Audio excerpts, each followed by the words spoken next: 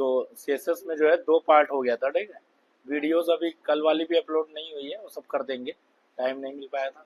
तो अभी जो है इसमें आप देखो, एक हम लोग जो है इंटरनल वाला कर लिए थे। अगर किसी लाइन में स्पेसिफिक चेंज करना है तो इंटरनल, अगर आपको पूरे पेज लेवल पे चेंजेस करना है तो कौन सा यूज करते हैं, इनलाइन, ठीक है ना। और जब हम चाहते हैं कि पूरे वेबसाइट में, वेब पेज, एप्लीकेशन में एक साथ चेंज हो जाए, यानी कि एक साथ कई पेजेस में चेंजेस हो जाए, उसके लिए कौन सा यूज करेंगे, एक्सटर्नल, ठीक है ना। तो एक्सटर्नल कैसे बनाते हैं उसको ध्यान से देखिए। तो सबसे पहले जो है हम लोग यहाँ पे एक न्यू फाइल लेंगे, ठीक, और इसका जो कोड है, ये कोड यहाँ पे उठा के पूरा लिख लेंगे। जैसे मान लो हम यही कोड यहाँ पे उठा के कॉपी कर रहे हैं और इसमें लिख, करना कुछ नहीं, बस आप सीधे से काम वही है, ठीक है ना।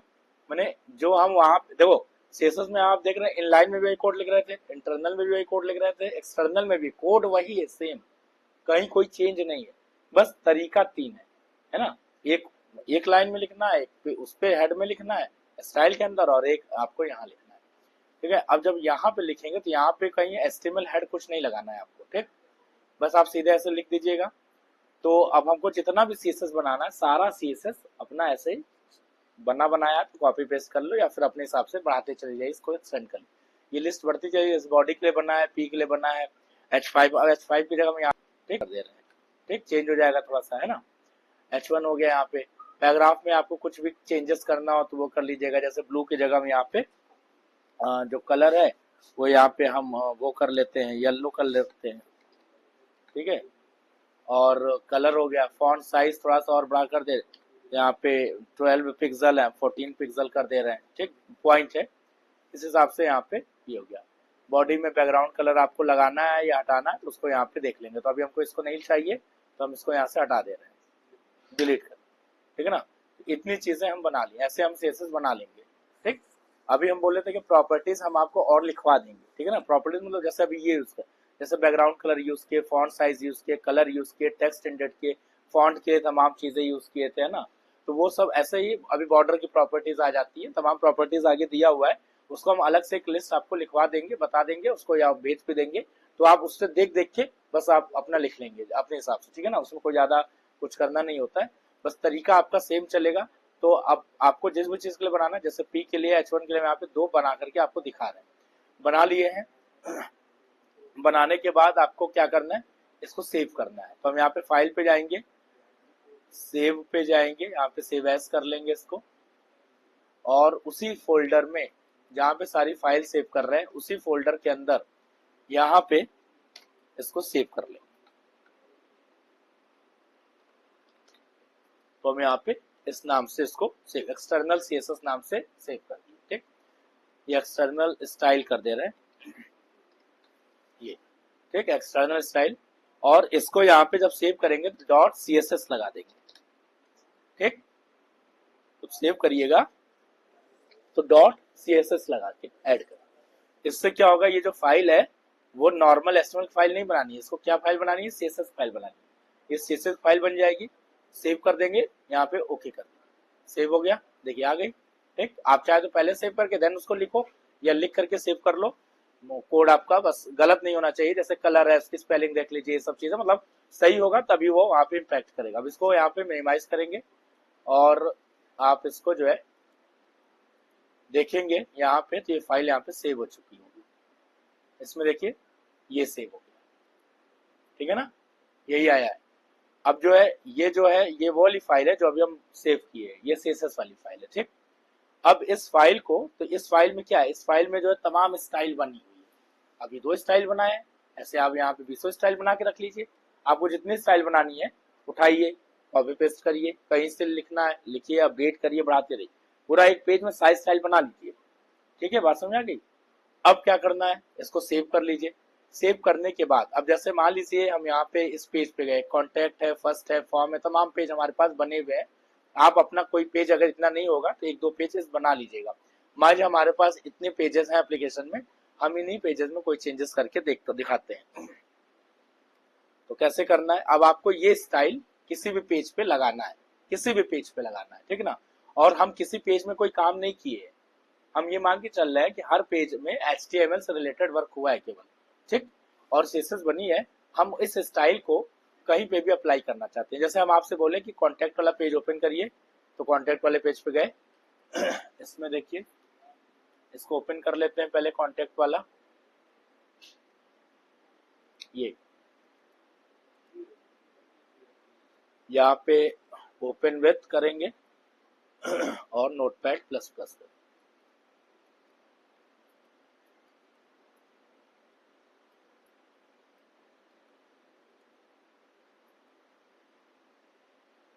नोटपैड प्लस प्लस नहीं दिख रहा है।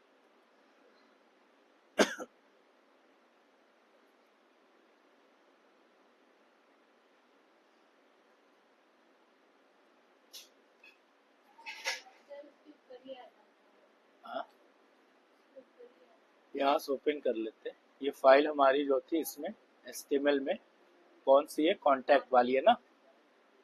कॉन्टैक्ट वाली फाइल को यहाँ से सेलेक्ट करिए, ये यहाँ से ओपन, ये आ गया, ठीक। अब देखिए ये पेज यहाँ पे खुल गया है। यहाँ पे आप देखिए बॉडी लिखा हुआ है ना, बॉडी लिखा हुआ है। और जब इस पेज को हम रन कराएंगे यहाँ पे, चलो मिनिमाइज करते, इस पेज को रन कराइए। इस पेज का आप आउटपुट देखिए पहले, कॉन्टैक्ट वाले स्टेप देख लीजिए, इजी है, फिर अपना करिएगा। ये आ रहा है कुछ, है ना, मतलब कॉन्टैक्ट वाले में ये कुछ इस तरीके से यहाँ पे ये दे रहा है।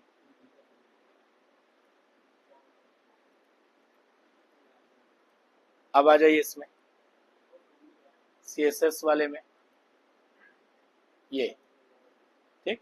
इसमें जो है यहां से हम एक कोड ये वाला ले रहे हैं, कॉपी कर ले रहे हैं। ये आप चाहते हैं यहाँ पे जाके लिख लीजिए, लिखना मालूम ही है सबको, हम वहां पे बता चुके हैं, इसलिए लिख नहीं रहे हैं, जल्दी हो जाए, थोड़ा टाइम बच जाए हमारा आज। तो बॉडी बैकग्राउंड कलर ग्रे और इसको बंद कर दिए, ठीक। सेम इसी तरीके से आपको लिखना है। अब मान लीजिए सेव कर लिया। अब हम ये चाहते हैं कि ये वाला जो पेज यहाँ पे रन किए हैं, इसका बॉडी जो है ग्रे कलर में आ जाए, ठीक है ना, या किसी कलर में आ जाए, जो भी कलर आप चाह रहे हैं वो आ जाए, उसका बॉडी में एक कलर आ जाए, बस बैकग्राउंड में कलर आ जाए। कैसे आएगा, इस पे तो कोई कोड किया नहीं गया है, ठीक है ना। अब वो कोड कहाँ किया गया है, वो यहाँ किया गया है, तो ये कोड वहां जाएगा कैसे। यही CSS का मेन रोल है। इसको एक्सटर्नल CSS बोलते हैं।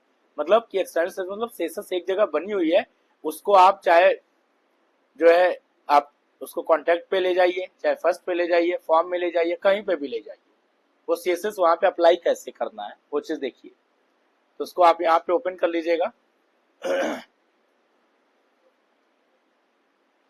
ये वाला पेज कॉन्टैक्ट वाला, और इसमें जो है आपको यहाँ पे एक काम करना पड़ेगा। तो हम लोग ऊपर चले जाएंगे एकदम टॉप पे, जैसे लिखते हैं वैसे लिख लीजिएगा सब कुछ।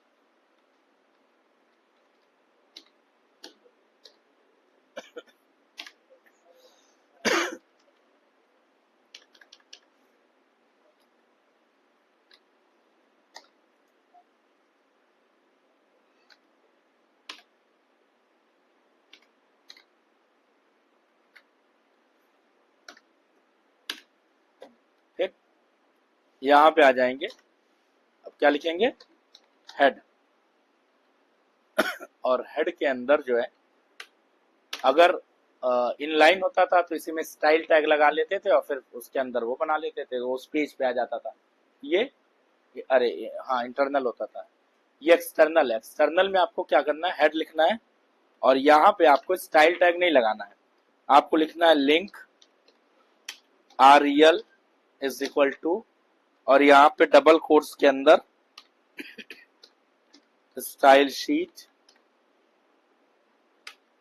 यहाँ पे type is equal to double quotes के अंदर टेक्स्ट ऑब्लिक CSS, और यहाँ पे HREF is equal to double quotes के अंदर, और यहाँ पे इतना पाथ आपको ये पूरा पाथ लिखना पड़ेगा।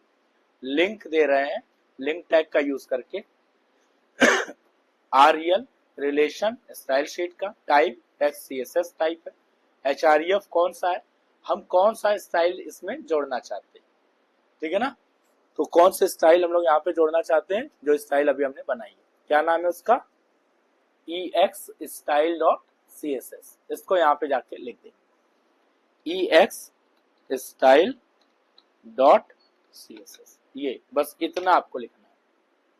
जैसे ही उसका पाथ यहाँ पे आप दोगे, ठीक है ना, उसके अंदर जितनी भी css बनी हुई है और इसके अंदर जितने कोड लिखे, मतलब जितने टैग लिखे हुए, वो css से मैच करेगा। उसके css से इसमें कितने टैग मिल रहे हैं बताइए, देखिए कौन सा ऐसा टैग है जो css से मैच कर रहा है, css में इससे रिलेटेड कौन सा टैग वहां बना हुआ है, यहाँ पे क्या अप्लाई हो सकता है। यहाँ पे इसको बंद कर दीजिएगा और हेड को यहीं पे क्लोज कर दीजिएगा। टाइटल वोटल अपना लिखना चाहे तो आप उसमें बीच में लिख सकते हैं, कोई दिक्कत नहीं है। बाकी ये बॉडी वाला यहाँ से स्टार्ट होगा जो चल रहा है। तो यहाँ पे आप जब देख रहे हो इसमें कौन सा CSS है, इसमें ऐसा कौन सा CSS है जो इस पेज में इंप्लीमेंट हो सकता है। हाँ हाँ, इसमें 3 चीज बना है, बॉडी बना है, P बना है और H1 बना है। इसमें देखिए क्या क्या है, बॉडी है, P H1 है नहीं है, तो केवल क्या अप्लाई होगा, बॉडी अप्लाई होगा ना। तो मतलब कहने मतलब कि आपको जहां पे भी अप्लाई करना है, ऐसा नहीं कि मतलब हम कोई चीज अंदाज से ही डाल देंगे, नहीं ऐसा नहीं। मतलब यहाँ पे देख रहे हैं ना, जैसे मान लीजिए हम इसमें हम अगर H1 लगाए होंगे और H1 पे हमको स्टाइल अप्लाई करना है, तो हम उस स्टाइल को उठा करके यहाँ लिंक कर देंगे, उसमें H1 का बना होगा, H1 यहाँ अप्लाई हो जाएगा, है ना। ये नहीं कि उस स्टाइल को उठा के अपने आंख बंद करके हर पेज में लिंक कर दीजिए, ठीक है ना, जहां नहीं भी लिंक करना वहां भी लिंक कर दिए, है ना। तो ऐसा नहीं, आपको जहां पे जिस पेज में चाहिए, आपको कहीं देखिए इस पेज में कोड नहीं कर रहे हैं, कहीं पे कोड किया गया नहीं किया गया, CSS का कोई कोड नहीं, बस आपको ये एक लाइन यहाँ पे बढ़ानी है। और ये जो पाथ है, जो पेज का नाम है, वो यही होगा जो यहाँ पे इसको सेव किए थे, ठीक। अब इसको रन कराइए, सेव कर लीजिए, सेव कर लेते हैं। अब इसी को रन करा के देखते हैं, आ गया, देखिए इसका कलर आ गया बॉडी का, है ना। ये जो कलर आया है, ये कलर यहाँ से आया है, यहाँ से नहीं, यहाँ से नहीं, मतलब इसका कोड यहाँ नहीं है, बस ये पाथ जब ढूंढेगा ये CSS ढूंढेगा, और ये CSS बनी होगी, तो जब बनी होगी तो इसी फोल्डर में इसको मिलेगी, ये देखिए मिला ना यहाँ से, और मिला तो देखेगा कि उसमें से क्या लगाना है, कौन कौन सा टैग है, बॉडी है तो बॉडी लगेगा, H1 है तो H1 लगेगा, जो है वो लगेगा, ठीक है। अच्छा चलिए मिनिमाइज करते हैं। अब आ जाते हैं, मान लीजिए जैसे यहाँ पे एक फर्स्ट फॉर्म बना था, हम लोग फॉर्म बनाए थे ना, फॉर्म बनाए थे, तो फॉर्म पे आ जाते हैं। चलिए फॉर्म वाला ओपन करते हैं, यहाँ पे फॉर्म देखो, ये वाला फॉर्म, ठीक है ना। अब फॉर्म में देखिए, फॉर्म में भी बॉडी है और जो है फील्ड सेट है, बाकी सारी चीजें फॉर्म की हैं, ठीक है ना। तो हम इसमें नीचे थोड़ा सा ऐड कर लेते हैं, यहाँ पे बॉडी फॉर्म के बाद यहाँ पे हमने लिखना है H1, ठीक। यहाँ पे हम लिख देंगे हेडिंग, ठीक है। इसको यहाँ पे बंद कर देंगे H1 को, और यहाँ पे हम यूज कर लेंगे पैराग्राफ, यहाँ पे लिख देंगे पैराग्राफ।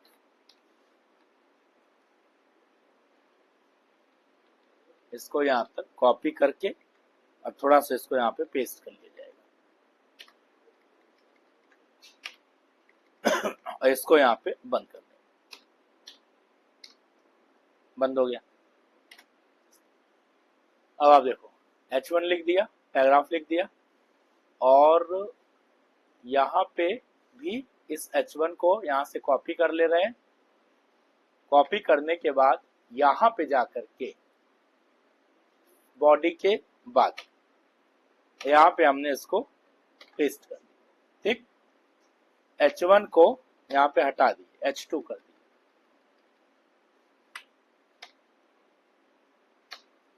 और यहाँ पे H2 कर दिया, ठीक। चलिए अब देखिए,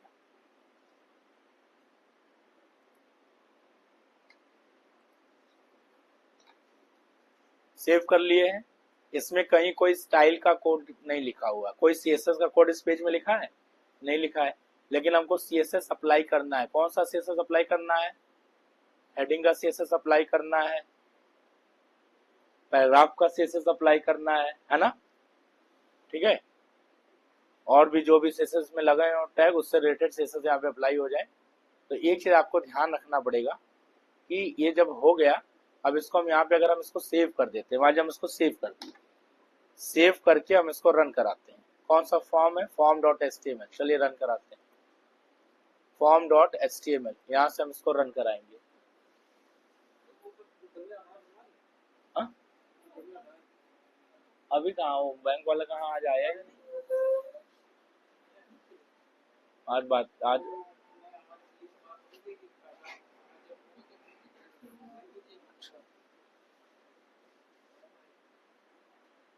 ठीक है। तो आगे देखिए,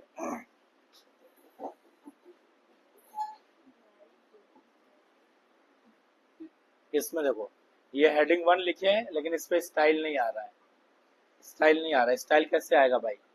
अब इस पे हेडिंग 1 की स्टाइल नहीं आ रही है, यहाँ कैसे लाएंगे बताओ? क्या दिक्कत है? हाँ? हाँ, पैराग्राफ वाला भी लगाएंगे। ये वाला इतना पोर्शन हम लोग नहीं लिखे हैं, जो हम बोले हैं कि ये इम्पोर्टेंट बात है। यही तो आपको बस फाइल में जाके ऐड करना है भाई। कोड तो आपका एक जगह लिखा है, कोड तो आपसे मतलब नहीं है, कोड आपने एक जगह लिख के रखा। अब वही कोड जहां जहां फाइल में चाहिए, उसमें हेड के अंदर बस इतना कॉपी कर लीजिए और ले जाके उसको वहां पे क्या कर दीजिए? चिपका दीजिए। तो हम इसको यहाँ पे चिपका देंगे। यहाँ गए, यहाँ चिपका दिए, आ गया। अब जब ये आ जाएगा यहाँ पे, अब आप देखो इसमें और उसमें भी, इसमें पाथ में कोई चेंज नहीं करना है, ये पाथ कॉमन है।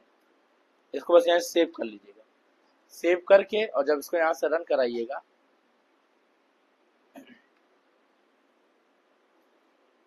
चेंज हो गया। ठीक, जो जो स्टाइल जहां लगी थी सब अप्लाई हो गई। इस पे नहीं आया, क्यों? क्योंकि यहाँ पे क्या लिखा है? H2 लिखा है। और जैसे ही इसको H1 करेंगे, जैसे इसको H1 करेंगे, आप देखेंगे कि यहाँ पे भी ये चेंज हो जाएगा। समझ में आ रही बात? यानी कि आपने जैसे इसको H1 किया, विदाउट एनी एडिटिंग, कोई चेंज नहीं किए, वो अपने आप से उसमें चेंज हो जाएगा। ये ठीक है ना? इस तरीके से हम लोग को जहां भी कोई जरूरत हो किसी भी पेज में, जैसे देखिए इसमें भी केवल पाथ आपको यूआरएल ऐड करना है, इसमें भी केवल यूआरएल ऐड करना है। ऐसे जितनी फाइलें बनाएंगे, अब उससे फायदा क्या होता है कि अगर हम एक जगह कोड किए हैं तो हमको बार बार कोड नहीं लिखना है। और सबसे बड़ी चीज है कि एक कॉमन चीज हमारे सारे पेजेस पे चली जाएगी। जैसे बैकग्राउंड है, देखिए सब पे सेम हो जाएगा।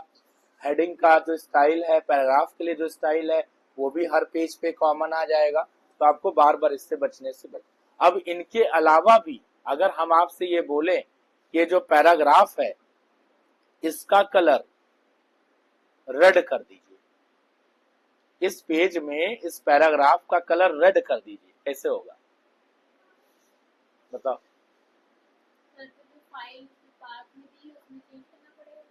कहाँ? इसमें अगर हम इसमें चेंज कर देंगे, पैराग्राफ का कलर रेड कर देंगे, तो जितने भी पेज में इसको अटैच करेंगे सब में रेड आएगा। हमको सब में रेड नहीं चाहिए, सब में येलो चाहिए, सब में येलो चाहिए और यहाँ पे रेड चाहिए खाली। इसमें इसमें नहीं करेंगे। हाँ, ये तो कॉमन है सबके लिए, इसमें आपको कुछ नहीं करना है। आपको अगर कुछ स्पेसिफिक चेंजेस करना है तो आप सीधे उसमें जाइए और जहां पे वो टैग लिखा हुआ है वहां पे क्या कर देंगे, उसके अंदर इनलाइन सीएसएस यूज कर लेंगे। अब समझ में आ रहा है इनलाइन सीएसएस का फायदा क्या है? इनलाइन सीएसएस का यही फायदा है कि कभी भी अगर आपको अपने हिसाब से कस्टमाइज करना हो चीजों को, तो आप यहाँ पे, तो अब यहाँ पे स्टाइल लिखिए इज इक्वल टू कलर। यहाँ पे क्या बोल रहा था? बैकग्राउंड कलर चेंज करना है, तो हमको बैकग्राउंड कलर येलो दिया है, मतलब हमको बैकग्राउंड कलर यहाँ पे रेड रखना है, तो रेड रख दी। तो यहाँ लिखेंगे बैकग्राउंड और नीचे कलर, यहाँ पे रेड दे दीजिएगा। बस ये हो गया। अब इसको सेव करके जब आप चलाएंगे तो देखेंगे कि यहाँ पे रेड आ जाएगा। ठीक है ना, बैकग्राउंड कलर इसका क्या हो गया, रेड हो गया। बाकी में नहीं करना है तो हम इस पेज में चेंज कर लें। ठीक है ना, और जो इसका वो भी कलर आ रहा है टेक्स्ट कलर, उसको भी चेंज कर दें, उसको ग्रीन कर दे रहे, रेड और ग्रीन। ये हो गया, ये ग्रीन है, तो जब रेड के साथ ग्रीन मिलेगा तो कुछ ऐसा ही बनेगा भाई। सर वाइट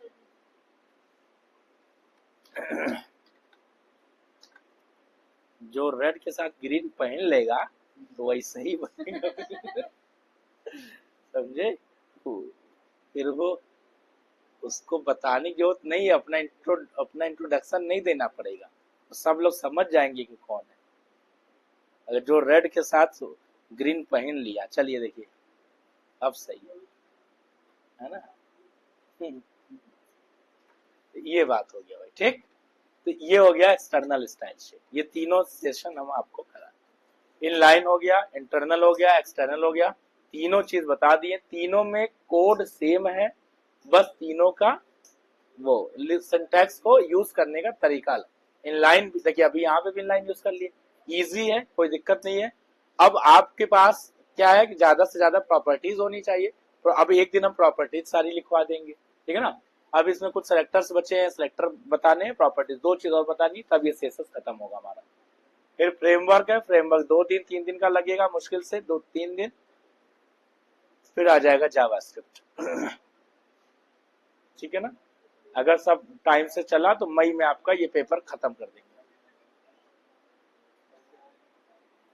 चलिए बस करते हैं, खत्म, वीडियो बनाते हैं।